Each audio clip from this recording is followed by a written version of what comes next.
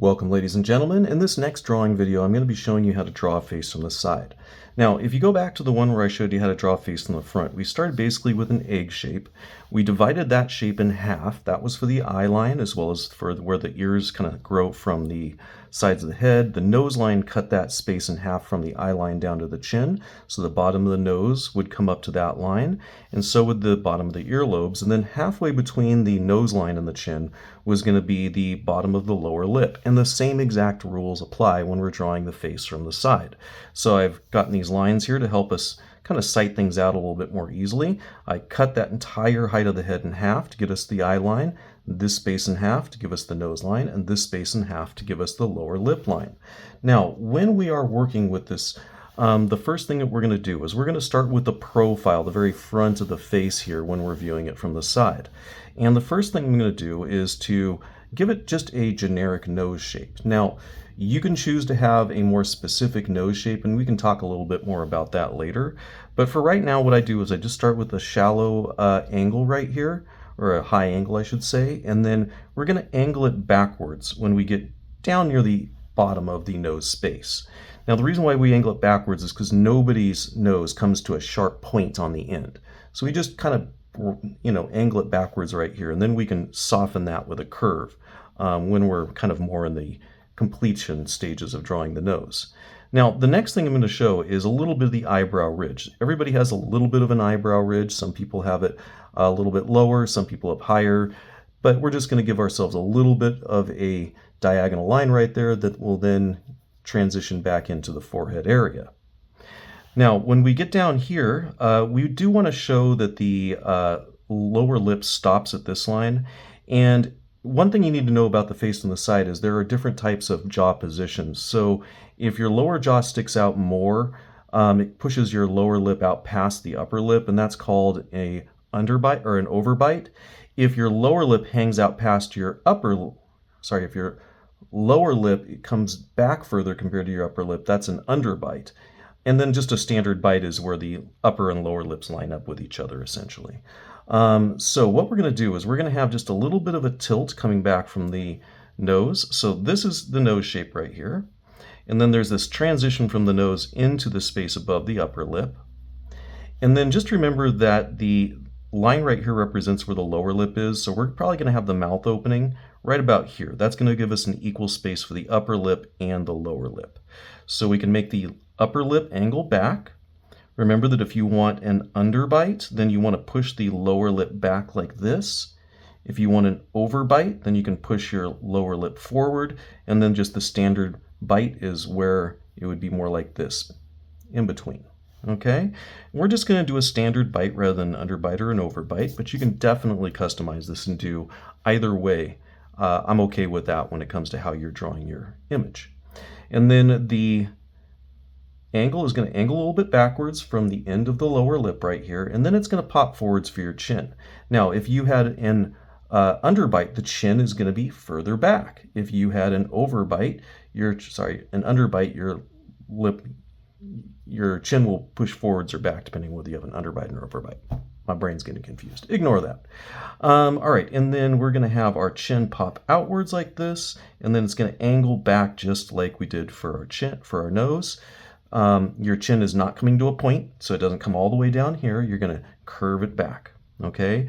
And you can have a more dominant chin if you want to. Everybody has different chin shapes, or you can make it less dominant, more of a recessed chin if you want to do it like that. So whatever you feel like looks the best on the character that you're creating, as long as you have a chin and it's happening below the lip line right here, you're good in my opinion. So we now have the profile of the face placed here, and what we can start to do is work on the facial feature details and the nose and the mouth details next. So let's go ahead and start with the eyes. So what we're going to do is we're going to make a gap between where the nose hits the eyebrow ridge, and we're going to place it about right here. So this is going to be representing where the eye is going to kind of start at. Now, viewed from the side, the eye roughly has a triangular appearance, and it's really just because you're seeing only half of the actual eye. So you can visualize it as being like this, where you'll kind of only see half of the eye. okay? So what we're going to do then is we're just going to draw the eye overlapping over that eye line, and we're going to curve the front of the eyeball, because remember the eyeball is circular, so it's going to have a slight curve to the front of it like this. And then we can show the eyelid going like this. Now we're going to have the eyelid, because the eyelid does tilt downwards as it goes towards the corner of the eye that's not visible. We're going to see a little bit of that eyelid go in front of the eye like this. And then we're going to show just a hint of where that lower eyelid is. So we're showing the front of the lower eyelid plus just a little hint of that crease that happens underneath the lower eyelid. And then we're going to draw not half of the iris, but even less of it than that. And by the way, we can get rid of this line now. We don't need it interrupting our view of the eye. So you can draw the iris, and remember it's going to be cut off some by the front, or sorry, by the top of the eyelid, and maybe by the bottom one, depending on the eye that we're drawing. We're going to see just a little bit of the pupil. Then we can put in that texture for the iris that's representing the colored part of the iris. You can thicken up the outside of the iris if you want. And then obviously after that, at any point, you can start adding your eyelashes. Now in this case, because of the angle that we're seeing the eye at, the eyelashes are going to curve and tilt towards the front of the face, towards the center of the face. So they're going to come out like this. They'll go a little bit in front of the eyeball itself.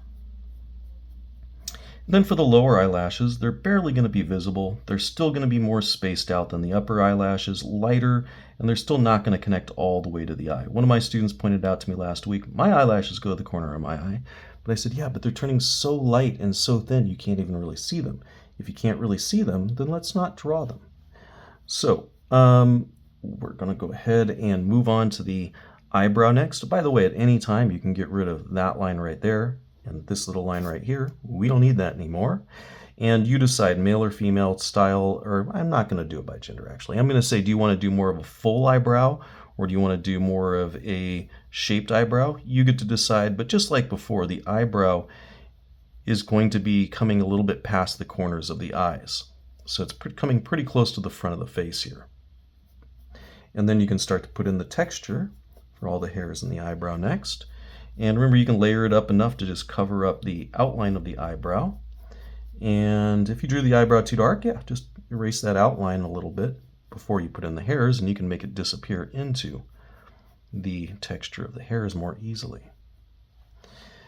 Now, we've got the eye area pretty much all finished. I'm not going to put in the shadows for the eye sockets and beside the nose until we're done with the nose. By the way, if you want to soften the curves on the front of the face a little bit for the eyebrow ridge or the angles where they meet right here, you can soften those curves at any time and make them look a little bit more natural. Now for the nose, remember that we had the nostril curve coming up to basically the corner of the eyes on the face from the front. And we're going to do the same sort of thing. Now we can't see where that corner is, but we can see where the front of the eye is. So we're just going to drop it down like this.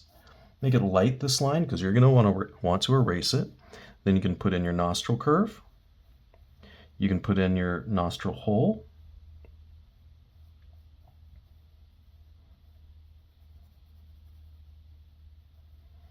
And then we're just going to leave it like that for a moment. We're going to erase that line and the line for the front of the face here that we don't need anymore.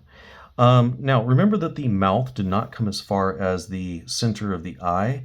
All I would say to try to place the length of the mouth is make it go a little less or a little bit further out compared to the nostril. So see how the corner of the mouth was a little bit more far out compared to the nostril curve. And if your nostril curve looks a little bit too far out, push it in. Just do some fine little adjustments. So if you felt like that was too far into the face, go ahead and move it in just a little bit. So I'm going to make the mouth line, so it's going to angle upwards just the teeniest bit before it angles downwards over the course of this longer line. It's coming past the corner or the side of the nostril curve right there. And if I want to make them feel a little less unhappy, I can tilt up that line right there. All right, and then for the upper lip, we're just going to go ahead and connect that from this point where it sticks out the most to the corner of the mouth. We're going to draw a little hint of where the lower lip is, pointing at the corner of the mouth, but not connecting to it. Remember, I don't connect it because the skin tone for a lot of people becomes more similar when we get up to the corner of the mouth. So you know how there's like the pinker, redder area of the lip here? Well, it tends to get less red as we get towards the corner and it becomes more your skin tone. So that's the way I'm going to do it on here. Now, I think I want the chin to come in a little bit on this character. The chin just felt a little bit too strong for the shape of this face, so I'm going to bring in the chin. So don't be afraid of adjusting the placement of your lips or your chin. I might even bring my lip in a little bit with that. And so adjust it so it feels right to your eye and to your brain. At any time, you can get rid of that line that we have at the front of the face. Obviously, if it's printed on your paper, you're not going to get rid of that, but if you're drawing it from scratch, you can. Okay, now what we're going to do next is we're going to start to work on the ear, and then we'll go into the shading of the face afterwards. So remember that the ear starts between the eye and the nose lines, and it's going to happen right where the jawline ends over here. So we're going to go ahead and put in the ear starting. If you visualize the jaw just continuing up higher, we can make the ear start from here. It's going to go up to the height of the opening of the eye, and this ear is going to be wider than the ear from the side or ear from the front because we're seeing it from the side. So yes, you will see more of the width of the ear compared to when we had it drawn from the front when we draw it on the side. So you will see more of the earlobe as well. We're just going to connect it together again with that little line that goes between, and it does have a little bump, a little bit higher than center. And then you'll draw the little tab that attaches to your cheek. That little tab will come down just a little. Don't enter into too much of your earlobe area. It'll just come down a little bit like this. You're going to basically make the shape of the ear, but a smaller version of it as you come over this way. And then just like we did on the face from the front, we're going to have the outer flap of the ear travel around like this, and then it's going to go into that deepest, darkest hole in the ear right here, and then it's just going to kind of melt away and just become a part of that deep, dark hole. And then the other side of this ridge, we can draw in next. We can have that outer flap of the ear pass either next to it or behind it, depending on how you've drawn the ear. This ridge of cartilage right here, we're seeing one side of the ridge and the other side will come down here and help to define the earlobe. And then this outer ridge of cartilage will come out from behind that other one like this. And then the last detail is just getting in that little C or V shape in the ear right there. So we've essentially drawn all of the details of the face here, and after that we can get into the shading. So we're going to go ahead and start with the nose. So because this angles forwards and your light's coming from the frontal upper area right here, we're going to cast a little bit of a shadow in the bridge of the nose as it tucks under. And that shadow is going to interact with that shadow for your eye socket. So similar to what we did from the frontal view.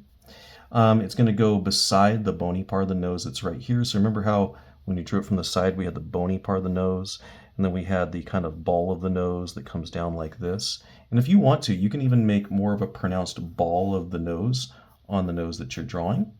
If you want to give more of a hook to the nose right here, you can do that. So you can adjust the angles and the shapes of the nose to be a little bit more individualized and a little bit more interesting. So feel free to kind of play around with the nose shape and make it a little bit more fun looking if you like. And then we're just going to have the shadow go beside those structures in the nose like this. It's going to curve in the underside of the ball of the nose, so it's going to collect the shadows right here.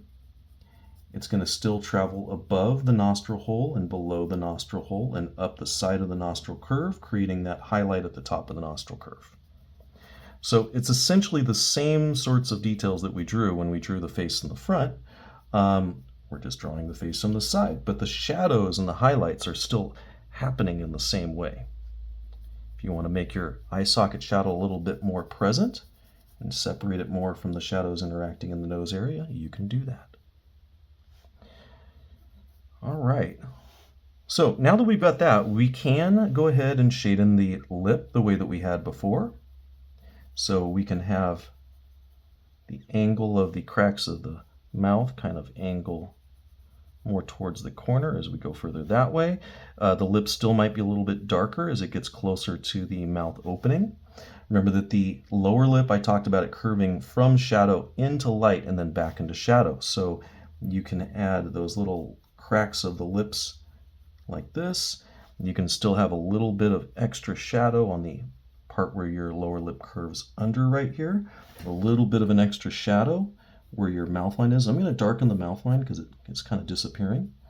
So we can add a little bit of shadow at the very top of the upper lip where it's kind of being overhung by the, lower lip, where the upper lip is hanging over the lower lip. Just cast a little shadow right here. And then we can have a little shadow where the chin is kind of tilting back, or where this skin is tilting back towards the chin. The chin is more in light here, but there's more of a shadow happening as it tilts back. And we can kind of start that as the jawline shadow, just like we did drawing the face in the front. So we can start doing a gradation from the jawline here, getting lighter and lighter as we go up from the jaw.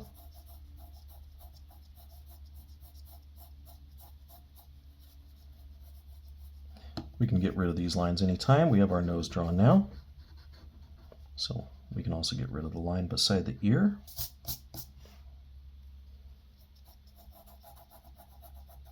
So as the jaw starts to roll under, as it transitions into neck, it catches more shadow and it catches more highlights as it curves into the light a little bit higher. We can make that same shadow happen down here.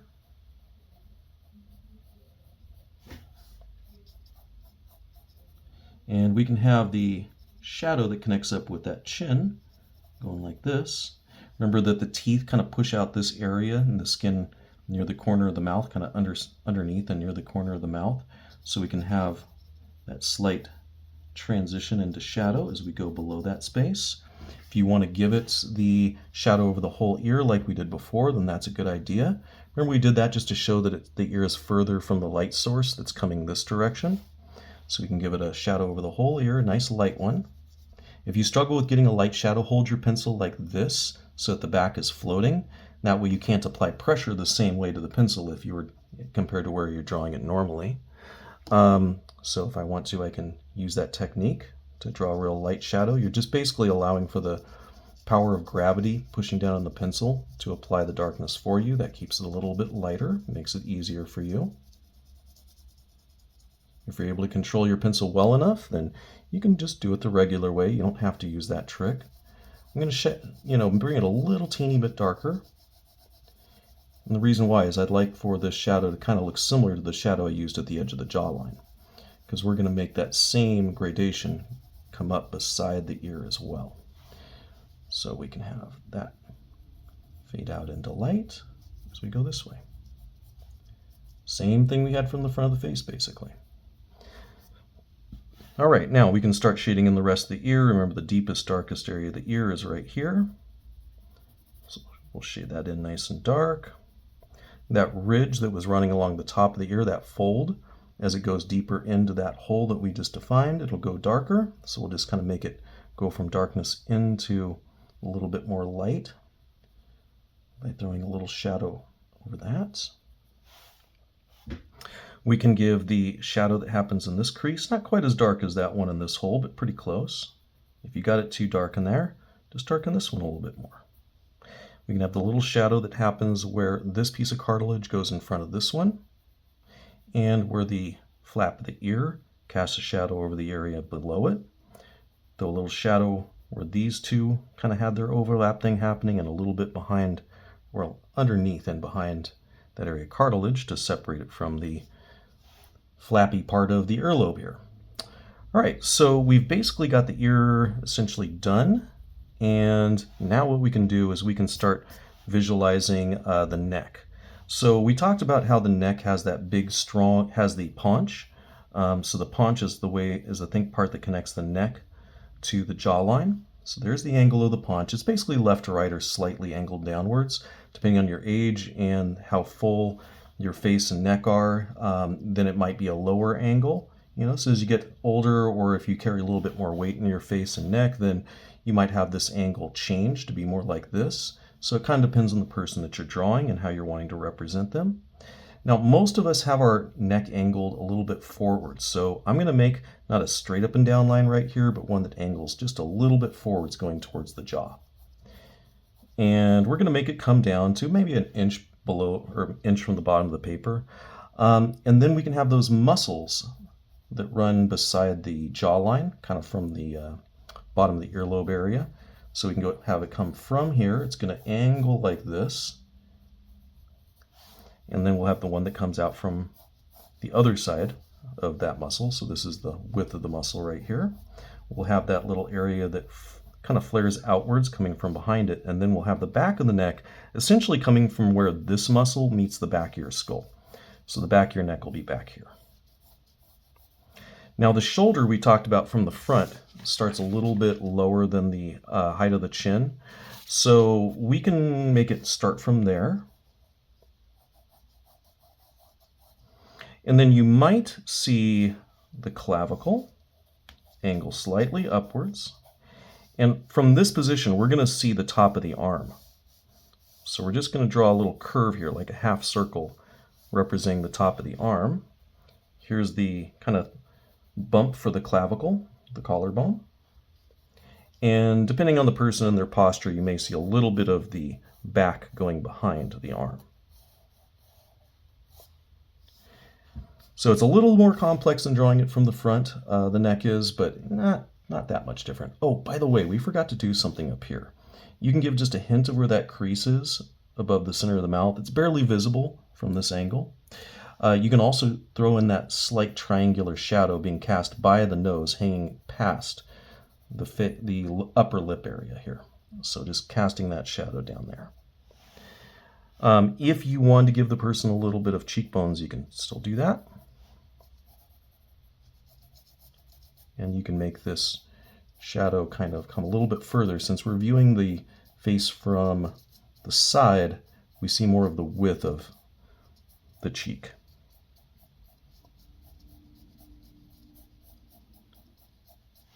All right. Now, what we're going to do next is that we are going to be throwing in some shading in the neck. So remember the paunch angles backwards, it catches a lot of shadow. So this can be just kind of a dark to medium shadow over here for the paunch, and that's just because the jaw hangs out past it, casts shadow onto that area. And then after that, we can start to work on the shadows in the neck itself, and it's kind of going to work the same, except in the center here, the larynx vocal cord area, you're just going to go from like a medium dark and fade it out to light as we go towards the front. So it's not going to go dark on both sides. This is the front area that's catching a little bit more light, so we'll just make it fade out as it goes towards the front, like this.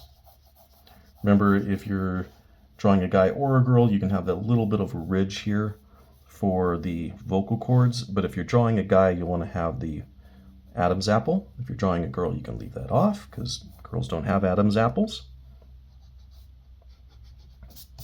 And then you can put in the muscles running down the side of the neck here. So we are going to go from darker on the sides and lighter as we go towards the middle. So you go ahead and just start working on that whenever you're ready here.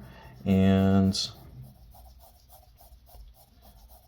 I'm going to push the light a little bit more past the center, but not very much. So I'm just going to have the lightest area be just a little bit to the left of center.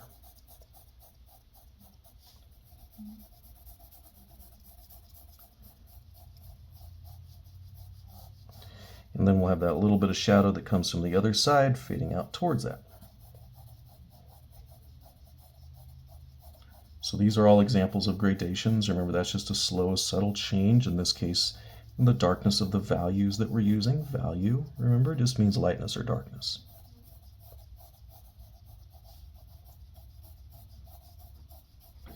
If you want to hang a little bit of a shadow underneath the earlobe, that's not a bad touch. Just shows that that is sticking out from the side of the head and casting a shadow on that area of the neck below it. And now essentially we are almost done. We're going to show a little shadow coming from behind here, and it's going to get lighter as we go towards that next line.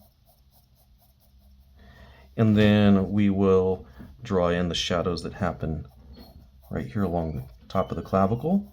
The clavicle has light at the top of it. It's the area muscle just above it that gets a little darker. And then we're going to fade out that shadow as we go out towards the top of the shoulder muscle. Now, from this position, we're going to see some of the back of the shoulder that catches a little bit more shadow because it's on the other side from the light. So there is going to be a shadow along the back of the shoulder right here that's going to get lighter as it goes towards this area in here.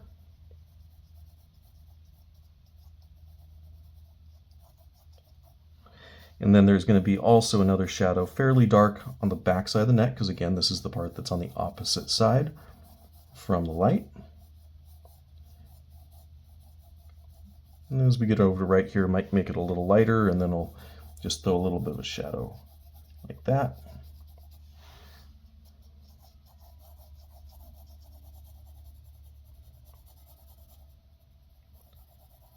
All right, the back of the back, the area behind the arm here, yeah, also goes pretty dark.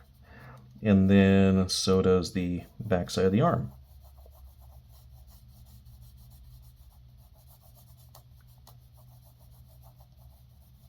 As we go to the halfway point, that's where more light starts to hit the arm, so we can make it go a little lighter.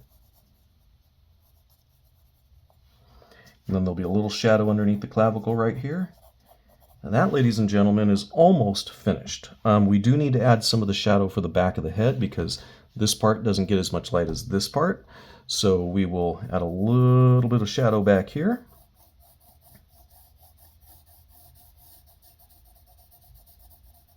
This is going to be the darkest area of shadow in the actual head itself, because especially this region right here is completely in the shadow. It doesn't get any of the light coming from the upper left-hand side. So it is going to be definitely the darkest, and as we come around here, that's where it starts to pick up a little bit of light coming from the upper left side. And just like we did on the side of the face, we can kind of have that shadow end at the eyebrow ridge that happens in this area. And you can draw it in if you like real light, or you can just visualize where it would be and just kind of make it stop there.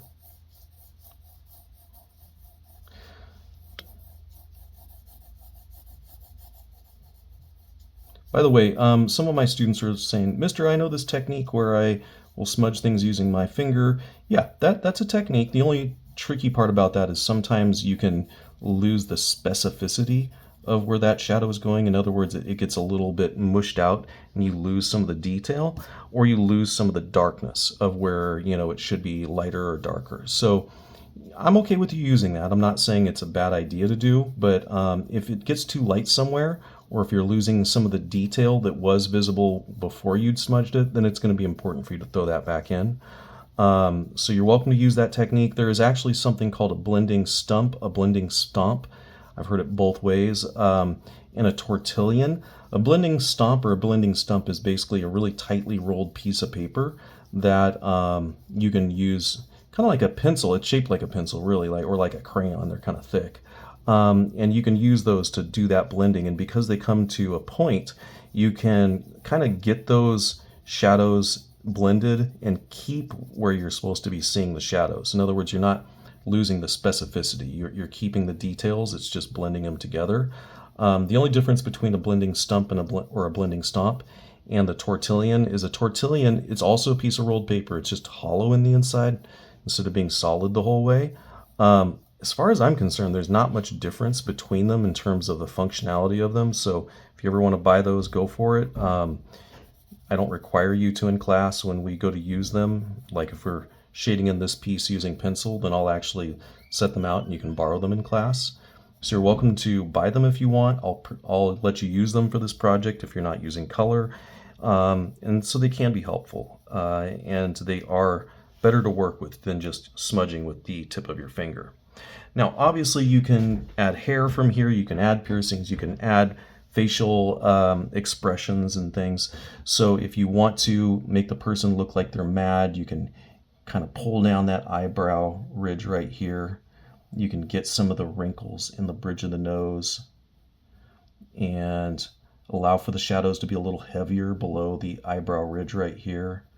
You can let those wrinkles affect the shape of the kind of bridge of the nose and the area at the top of it. You can give it a little bit of, you know, a pinch in the corner of the eye here, like crow's feet. You could make the person look happy, you can make them look sad. So if you want to give a slight upturn to the mouth to make them look happy, or in this case look like an evil person who's giving an evil smile, then you could do that.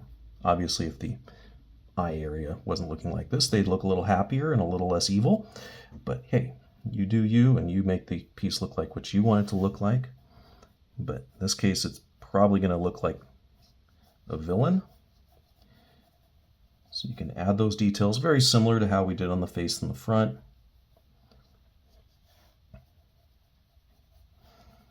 And, you know, just play around with it and have some fun.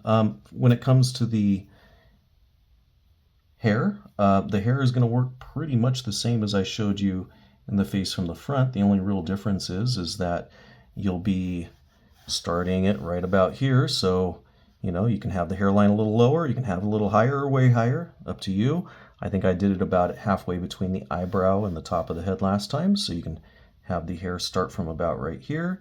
You can have it come around like this. The hair basically kind of follows the shape of this eye socket and ridge along the side of your forehead. So you can have your hair go like that. And, you know, if I was to draw a guy and have that little curl in the front the way that I did it on the first drawing, then we can make it go like that. The rest of the hair can kind of be combed in order to go behind that curl. You can have the side part that comes along like this. Remember, you want to make the hair look like it's growing off the head, so I might bring out the head a little bit and let the hair come up to there.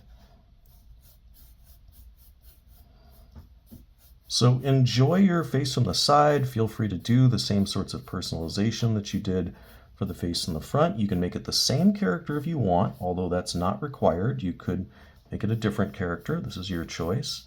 And what we're going to see in the next video is going to be how to do some interesting changes to the proportions. So I'm going to teach you in the next one how to actually make a character that does not have a standard, you know, egg-shaped head the way that I've showed you.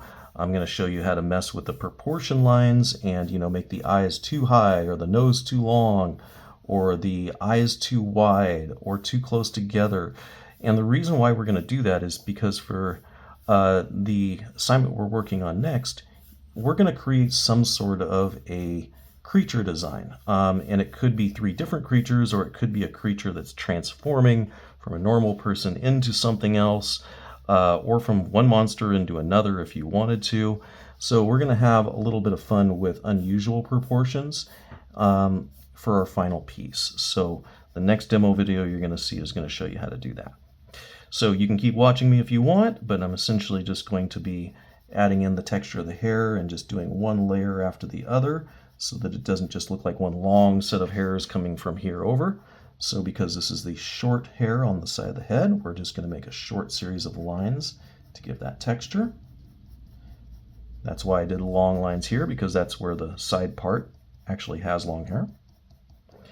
And that is about it, ladies and gentlemen. So enjoy your day. I will continue drawing here, and I might put it into fast forward mode so that you see this happen a lot quicker if you really want to continue to watch.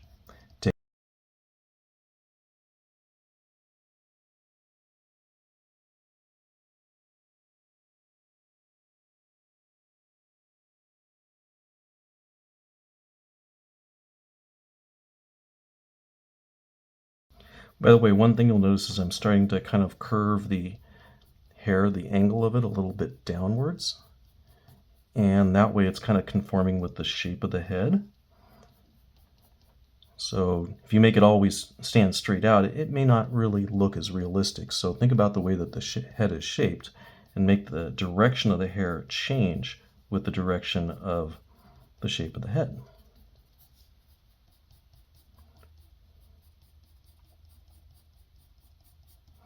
The other thing I'm going to do is I'm going to throw a little bit of a shadow underneath or behind the ear to kind of like mesh up with the one that was coming underneath it. And that's because the light is coming from the upper left-hand area. And so I'm just going to cast that little shadow into the space behind to the right and under the ear. All right, so this is a finished design. I hope you guys enjoyed the video. Take care and have a great day.